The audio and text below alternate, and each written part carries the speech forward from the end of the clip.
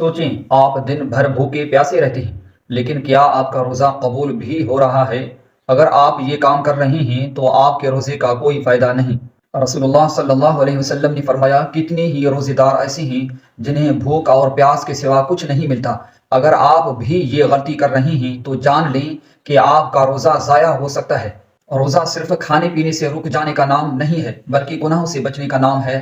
اگر آپ روزہ رکھ کر بھی جھوٹ بول رہے ہیں، غیبت کر رہے ہیں، نماز چھوڑ رہے ہیں یا دوسروں کے ساتھ بدتمیزی کر رہے ہیں، تو جان لیں کہ آپ صرف خود کو بھوکا رکھ رہے ہیں، اللہ کے ہاں اس کا کوئی اجر نہیں۔ نبی کریم صلی اللہ علیہ وسلم نے فرمایا، جو شخص جھوٹ اور برے اعمال کو نہ چھوڑے تو اللہ کو اس کے بھوکا اور پیاسا رہنے کی کوئی حاجت نہیں۔ تو پھر سوچیں، کہیں آپ بھی ایسی غلطیاں تو نہیں کر رہے؟ ابھی توبہ کریں، اپنے روزے کو صرف بھوکا رہنے کی بجائے ایک عبادت بنائیں اور رمضان کی برکتوں سے واقعی فائدہ اٹھائیں۔ اگر آپ چاہتے ہیں کہ آپ کا روزہ واقعی مقبول ہو تو اس ویڈیو کو زیادہ سے زیادہ شیئر کریں تاکہ سب کو اس اہم پیغام کا علم ہو۔